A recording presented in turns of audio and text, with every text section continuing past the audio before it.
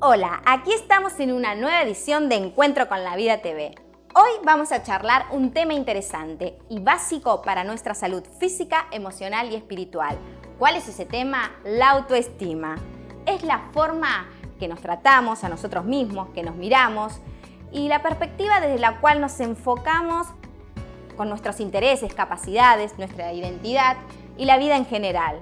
Y vamos a conversar sobre cómo se va construyendo la autoestima y sobre qué base está el concepto que tenemos de nosotros mismos. Y un dato clave, ¿la baja autoestima se puede modificar o reconstruir? Quédate acá que vamos a continuar con este tema tan interesante. Encuentro con la vida, con la esperanza de un nuevo amanecer. Encuentro con la vida.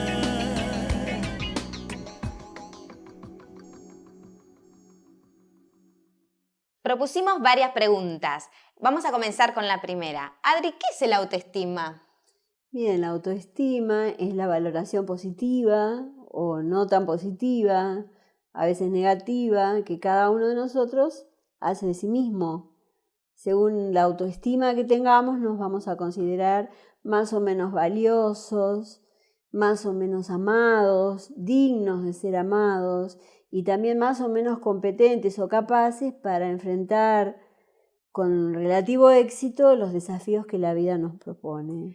Y esta valoración, ¿no?, que uno tiene de sí mismo, ¿es como una herencia que viene algo heredado o se va formando, se va aprendiendo? Este concepto, esta valoración de la cual estamos hablando, tan personal, tan propia de cada una, de cada uno, no nace con nosotros, sino que más bien se va aprendiendo a través de las distintas experiencias de la vida, se incorpora desde muy chiquitos y en algunos casos esto, puede ser desfavorable. Sin embargo, tenemos una gran ventaja y es que no está todo hecho todavía, no importa Claro. la edad que tengamos. Claro, o sea, sería que la autoestima vendría a ser como, está en aprendizaje, es un aprendizaje, digamos, que significa que siempre uno puede reaprender, modificar la manera que uno se ve a sí mismo. Totalmente, justamente porque se va aprendiendo, no es algo fijo, determinante, y se puede reaprender, o sea, se puede desaprender y reaprender, y uno puede mejorar notablemente su autoestima si se lo propone. Buenísimo, esto es muy positivo, ¿no? Pero hay un concepto generalizado, ¿no?, con respecto a los primeros 5 años de vida, ¿no?, que son determinantes. Esto implica, da cierta imposibilidad al cambio. O, por ejemplo, si tuviste malas experiencias en la infancia, ¿no?, por ende la autoestima es muy baja. Pasada la infancia, ¿sería muy difícil el cambio? Sí, no, la respuesta es no es tan difícil. Según este modo de pensar muy extendido en ciertas corrientes psicológicas y educativas, se ha extendido esta manera de entenderlo. Sin embargo, hace relativamente poco tiempo, nuevas investigaciones en epidemiología social nos guían a un cambio de paradigma. De este paradigma que vos mencionabas, que implica un cierto fatalismo, una imposibilidad de cambiar después en general son los 5 primeros años de vida, digamos que se produce un cambio del eje desde el cual se miran muchos fenómenos de la conducta humana, incluido el tema que estamos tratando hoy, el tema de la propia autoestima. Bien, un paradigma es el punto de vista desde el cual la ciencia se enfoca en un tema determinado. Sí. Ahora, contanos cómo se relaciona este cambio, o sea, estos cambios con lo que estamos viendo, con la autoestima. ¿Cómo se relaciona? La base científica de este cambio de paradigma que vos definiste recién está dada en gran parte por unas investigaciones antropológicas que se realizaron, hubo muchas, ¿no?, pero en especial unas se realizaron en el archipiélago de Hawái durante 30 años consecutivos con un grupo de individuos, algo más de 500 individuos. Entonces allí se observó algo muy curioso, que no todas las personas involucradas en situaciones de riesgo severas o que sufrían algún padecimiento a lo largo de estos 30 años eran individuos que después quedaban marcados. Se los llamó en principio niños invulnerables, como si se tratara de algo genético, pero no. Se hizo un descubrimiento muy interesante, que estos niños, a los que después se llamó resilientes, por el término que en un rato quizá explicamos de la resiliencia, estos niños habían tenido algo en común. Y este es el cambio tan importante. Lo que tuvieron estos niños, que a pesar de vivir una vida complicada, de vivir situaciones de riesgo, a veces tener algún padre violento o parientes alcohólicos, etc., situaciones no muy ventajosas en la vida, sin embargo, estos chicos podían superarlo y ser personas positivas, sanas, incluso desbordar felicidad hacia otros. ¿Qué habían tenido en común? Personas que los habían amado incondicionalmente. El principal propulsor de toda esta idea, después el que retoma todo esto, es Boris Cyrulnik, que nos dice que la autoestima se puede cambiar, que no es una construcción terminada. Y sería, a ver, coméntame bien qué se trata esto de la resiliencia, ¿no? ¿Y quién es este señor Boris Cyrulnik? Sí, es un señor al cual yo aprecio bastante por sus logros, ¿no? El término resiliencia se tomó de la física. En física designa la capacidad del acero para recuperar su forma inicial más allá de los intentos de deformación a los cuales puede resistir y a pesar de los golpes que pueda recibir. Y este señor Boris Cyrulnik, que hoy tiene 78 años, entiendo que sigue vivo, es un neuropsiquiatra, un psicoanalista y etólogo, que es un científico del comportamiento humano francés. Él afirma que el concepto de resiliencia, que nos sirve tanto para ver hoy la autoestima, no es una receta para la felicidad, sino que todos tenemos un sistema o un mecanismo psíquico que nos protege y que sería algo parecido al sistema inmunológico en la parte orgánica. Comentábamos fuera de cámara, ¿no? Que estos estudios científicos que mencionabas, surgió una pregunta: ¿por qué no se enferman los que no se enferman? ¿No? Y a partir de la respuesta, el cambio de paradigma o perspectiva, desde la cual podemos afirmar que sí se puede reconstruir la autoestima y la persona se puede sanar, tenga la edad que tenga. Este cambio de paradigma fue determinado por la pregunta que yo voy a repetir: ¿por qué no se enferman los que no se enferman? Parece una pregunta tonta, pero es una pregunta base para entender el comportamiento humano y la reacción de los distintos individuos, ¿no? Es por esto que decíamos antes, ¿no? Porque esos sujetos que no se enfermaban a pesar de bailar con la más fea, digamos, habían tenido a lo largo de su vida al menos una persona, fuera familiar o no, que las aceptó en forma incondicional, o sea, más allá de su temperamento, de su aspecto físico o de su inteligencia. Quiere decir que la autoestima, con la ayuda y el acompañamiento, sobre todo de un otro significativo, puede reconstruirse. En nuestra vida, lo que es considerado como resaca, para usar una metáfora de todos los días, Sí. puede ser fertilizante para nuevas experiencias y para una manera diferente de mirarse a uno mismo. Entonces, de la misma manera, la autoestima se puede continuar, es algo que se va tejiendo, no es algo hecho, como dijimos, no está solamente en el interior de uno, ni en el entorno, en los que me rodean, sino que se va enlazando entre ambos y sobre todo se anuda con el sentido que cada uno le da a las experiencias vividas. Y en esto es sumamente importante la mirada espiritual de la que vamos a hablar en un rato. Bueno, Adri, alguna vez dijiste que podemos comparar la autoestima con un trípode que se apoya sobre 3 patas. Sería que la sana autoestima tiene 3 bases, ¿no? Sí, entonces, tal cual. ¿cuáles son? Pero contestámelas después del corte, no te vayas. Desde Encuentro con la Vida, queremos ofrecerte unos consejos útiles.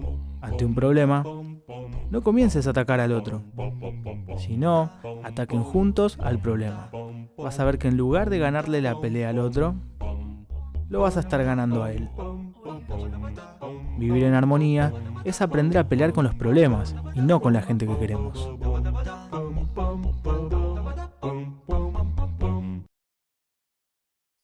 Bueno, hablando de las bases de la autoestima, ¿cuál sería la primera base, Adri? La base 1 es saberse uno aceptado. Aceptarme como soy, incluso cuando no me gusto yo mismo, que muchas veces no nos gusta algo de nosotros o casi nada. Sin embargo, para poder cambiar, yo necesito cumplir con este primer paso, aceptar lo que hay, digamos, ¿no? Y una sana autoestima es imposible si no hay autoaceptación. Porque si yo me rechazo, ¿cómo pretendo que otros me acepten? Si yo no me amo un poco a mí mismo, sanamente, ¿cómo voy a poder amar a los demás? Y esto justamente sabotea muchas relaciones sentimentales, ¿no? Porque hay quienes se rechazan a sí mismos de tal manera que no pueden crecer ni madurar hasta que no empiecen a aceptarse y a amarse a sí mismos tal como son. Y amarse a uno mismo no se trata de mirar a toda la gente así con la nariz para arriba o por encima del hombro, sino de un sano amor a uno mismo que me permite vivir en paz conmigo y también con el otro. Es terapéutico, parece cómico, pero es bueno mirarse de cuerpo entero al espejo y reconciliarse con uno y amarse y aceptarse como soy y decir, bueno, hoy decido valorarme, tratarme con respeto y tratar a los demás también, por ende, con respeto, aceptarme como soy. Porque a veces incluso los que estamos en la enseñanza o tenemos algún rol docente o terapéutico, cuidamos más al otro que a nosotros mismos, ¿no? Y esto no es sano, no nos hace bien. Cuidado, autoaceptación no significa aprobar todo lo que soy, lo que hago, lo que digo, Tampoco es rehusar buscar ayuda de un terapeuta o incluso ayuda pastoral, porque hay muchos violentos, abusadores, etcétera, que pueden decir, bueno, yo soy así. Esto no es autoaceptación, esto es irresponsabilidad y negación de la realidad. Aceptar lo que soy es el primer requisito para el cambio. Negar lo que soy cuando no es bueno, o aunque sea bueno, agrava el problema porque me daña a mí y daña a mi entorno, daña a los que me rodean. Y si no puedo solo, necesito buscar ayuda. Claro, entonces es muy importante, primero sería aceptarse a uno mismo, ¿no? Y me parece importante aclarar que aceptar no es lo mismo que aprobar todo lo que uno haga o diga, ¿no? Porque esto es un requisito justamente para el cambio. Sí. Y ahora, ¿cómo se relaciona el aceptarse a uno mismo con los logros o éxitos personales? Sí, es una cuestión interesante porque saberse aceptado tiene que ver con tener objetivos, tener propósitos, tener un proyecto en la vida que es muy importante. Sin embargo, en lo profundo la autoestima no pasa por las cosas que hago o las cosas que tengo, aunque los demás puedan decir qué bien le va, ¿no? Claro. La autoestima es algo que pasa por el ser, por algo muy interno, muy de uno, y no tanto por el hacer. De hecho, uno ve gente a la que aparentemente le va muy bien y es exitosa, sin embargo se nota que no la pasa tan bien, porque no parece amarse a sí misma, ¿no? Estoy hablando de las celebrities que conocemos, ¿no? Ahora, si yo me acepto porque logro que me reconozcan en la empresa donde trabajo, ¿no? Que me paguen bien, entonces yo entrego mi valor como persona a una empresa o a una corporación. Si yo me acepto porque vos me tratás bien o me querés o sos mi amiga, yo te entrego a vos mi valor personal. ¿Y qué pasa el día que vos me das vuelta la cara o buscas otra amiga mejor o que en la empresa me despiden o no me reconocen como yo quisiera? Me deprimo, como a muchos nos puede pasar en el momento del nido vacío, en la jubilación o ante un posible despido, ¿no? Claro, o sea, en sí la aceptación, o sea, no depende del otro, sino de uno mismo. Claro, la sería. aceptación no está en el afuera. Claro. Aunque el afuera cuenta, porque no Sí, somos sí. invulnerables, la aceptación tiene que ser algo que nace de adentro. Claro. Esa pata, esa base de la autoestima, tiene que estar bien sólida en el Claro, interior y de uno. sería la primera base, la aceptación. Entonces, la que sigue, ¿cuál sería la segunda base? Bien, la segunda base es saberse digno y merecedor de un lugar en el mundo. O sea, es la disposición a valerme por mí mismo, a tomar mi lugar en la vida, de tratarme y esperar ser tratado con respeto en todas las relaciones humanas. Autoafirmarme, sin usar máscaras para que caerte bien a vos o al otro que me está viendo, pero también sin ser agresivo ni pasar por encima de los derechos de los demás, ¿no? Decir o hacer lo que me venga en gana, de cualquier manera, no es autoafirmación, es más bien torpeza y falta de roce social.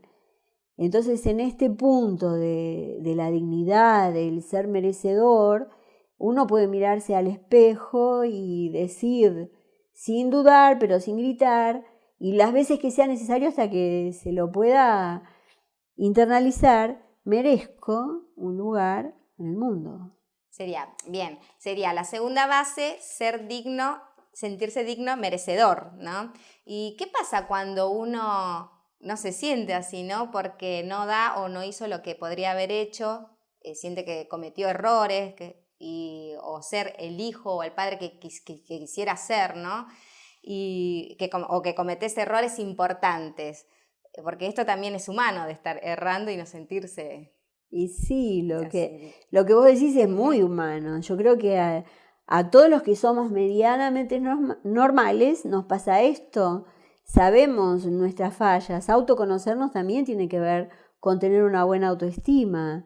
Pero sentirse digno no significa que uno se las crea o que sea perfecto. La dignidad o el merecimiento no es perfección, porque la perfección no existe, al menos en este mundo donde vivimos. Tiene que ver también con la integridad. Y la integridad tiene que ver con lo que vos preguntabas, ¿no? Si yo sé que metí la pata en esto y que no soy la mamá perfecta porque de hecho no lo soy, o la esposa ideal o la profesional mejor del mundo, que me equivoco en determinadas cosas que no quisiera equivocarme o haberme equivocado. Bueno, ¿de qué se trata la integridad? Es de tenerlo presente, no para perseguirme, culparme, sino para ir hilvanando, ir tejiendo esa autoestima con una coherencia, con una solidez, con firmeza. Si no, estamos ante el extraño caso que es clásico, ¿no? Del Dr. Jekyll y Mr. Hyde, que era una persona que se desdoblaba y se transformaba en un monstruo, y que narra un poco esa lucha interna de nosotros, ¿no? Esa parte oculta con la que a veces peleamos. Alguien dijo que las palabras convencen, pero los ejemplos arrastran. Entonces, ser digno también tiene que ver con ser capaz de reconocer las fallas, integrarlas y hacerse responsable. Bien, entonces dijimos, primera base, saberse aceptado. Segunda base, saberse digno, merecedor. Bien. Y la tercera base para reconstruir esta autoestima bien sólida, ¿cuál sería? La tercera base es saberme capaz para enfrentar con relativo éxito los desafíos que me propone la vida. Algunos son los desafíos normales, ¿no? Los distintos ciclos, etapas, responsabilidades de la vida. No es lo mismo ser chico que ser adolescente o ser un adulto joven o un adulto mayor. Pero también hay crisis inesperadas en la vida, que son un desafío, ¿no? Que hacen que se muevan las tres bases de la autoestima. Bueno, podemos pasar un momento de dificultad. Sin embargo, yo tengo que autoconocerme, tengo que tener conciencia de mis acciones, palabras, de mis propósitos, de mis metas, porque si yo no sé cuáles son las virtudes que tengo, mis fortalezas, ni mis debilidades o defectos de carácter, las cosas que me pueden, se me va a complicar ante las vicisitudes, ante las dificultades de la vida. Entonces también implica hacerme responsable de mis decisiones, en lugar de verme, como muchas veces nos vemos, que es tan fácil, como una víctima de la circunstancia, ¿no? Saberme capaz implica hacerme responsable de mis decisiones en lugar de tomar el rol de víctima y culpar a otros. Ser capaz de traspasar mis propios límites, de trascenderlos. Necesito aprender a aprender, buscar siempre crecer y superarme, no decir, bueno, ya está, yo ya llegué, no puedo ir más allá. Y todo esto que estoy diciendo y que estamos conversando tiene mucho que ver con tener contacto con mi ser interior, con mi vida espiritual y con aquella fuente de la que brota el verdadero sentido de mi vida, porque finalmente, ¿no? Puedo ser muy capaz, pero ¿para qué hago lo que hago? ¿Cuál es el sentido de mi existencia? Más allá de mis capacidades, ¿cuál es el para qué? Queda el tema planteado. Una sana autoestima es saberse aceptado, digno y capaz. Es el momento justo para trascender nuestros límites y encontrarnos con lo que Dios dice sobre nosotros como valor de personas. En general todos tenemos o tuvimos problemas al valorarnos a nosotros mismos. Vivimos en un mundo que nos compara todo el tiempo con modelos, más allá de nuestro alcance, inclusive muchas veces fuera de la realidad. Hay que parecerse a alguien, hay que lograr algo, metas, alcanzar un cierto nivel para parecernos, para ser aceptables o aceptados. Sin embargo, recién acabamos de escuchar y vimos que la autoestima en realidad no pasa por ahí. Y hay dos cosas que me gustaría resaltar de lo que acabamos de escuchar. La importancia, en primer lugar, de tener a alguien, una persona significativa, que nos acepta de una manera incondicional. Y también la importancia que tiene encontrarle el sentido de una trascendencia a lo que vivimos en el pasado, como también a nuestro presente, por más difícil que esto nos suceda o nos parezca. Cuando por la fe vivimos un verdadero encuentro con Dios a través de creer y recibir a Jesús en nuestro corazón, entendemos y experimentamos el verdadero concepto de la autoestima. Dios declara en su palabra, la Biblia, en Isaías capítulo 43, versículo 4, y dice: ante mis ojos tú eres grandemente estimado y digno de honra. Yo te amo. Y justamente esto es lo que dice Dios de nosotros. Esta es la buena noticia, que a través de Jesucristo podemos recuperar la mejor versión de cómo nosotros somos nosotros mismos. Nuestra verdadera identidad con la que Dios nos formó, con la verdadera identidad con la cual Dios nos creó, nos dio la forma. Aunque nosotros hayamos tomado malas decisiones, cuando nos acercamos a Dios, cuando podemos a través de la fe volver a la cercanía. Vos sos para Dios grandemente estimado. Sos una persona digna de honra y Dios dice que te ama. Así que qué importante es esto, qué importante es el amor incondicional de Dios, la aceptación incondicional de Dios. Y aquí se basa nuestra verdadera autoestima. Cuando dejamos de lado nuestros preconceptos religiosos y vamos al encuentro con Jesús, cuando a través de la palabra de Dios, la Biblia, podemos comenzar un proceso de fe y podemos encontrar el verdadero sentido que Dios tiene y le ha querido dar a nuestra vida, nuestra propia y verdadera autovaloración.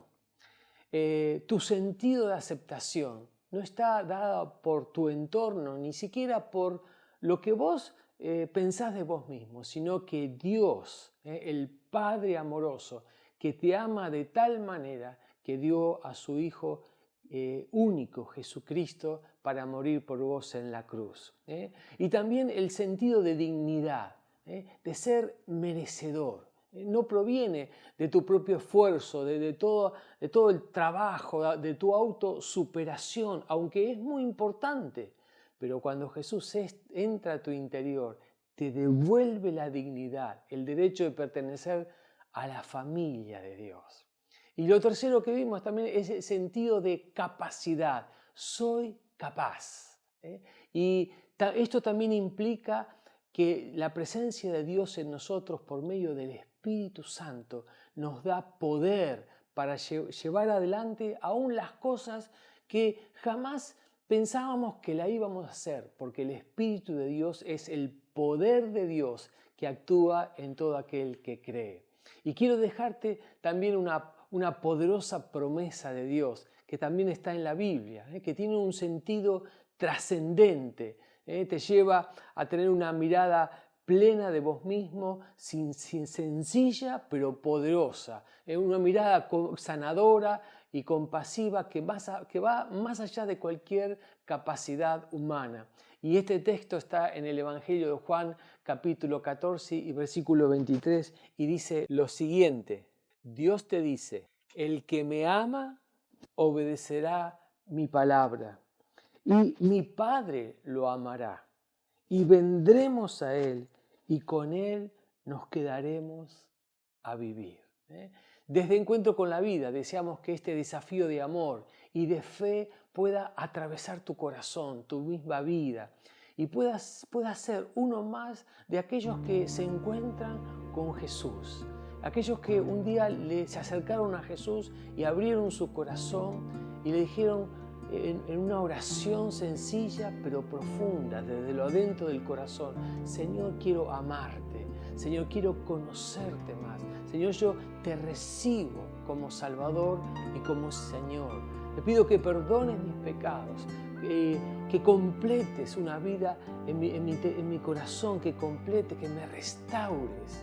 Vení, Señor, desde hoy a quedarte en mi corazón. Y cuando vos haces esta oración, el mismo Jesús, con todo su poder, viene sobre tu vida. Y yo te animo en esta oportunidad a que vos abras tu corazón y que realmente recibas la gracia y el poder de Dios para enfrentar la vida. Que Dios te bendiga.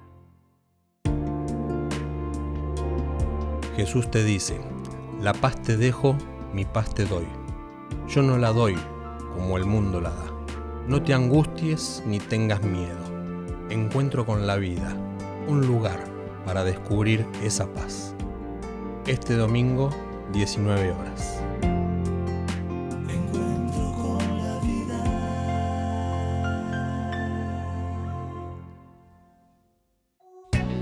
Encuentro con la vida, con la esperanza de un nuevo amanecer.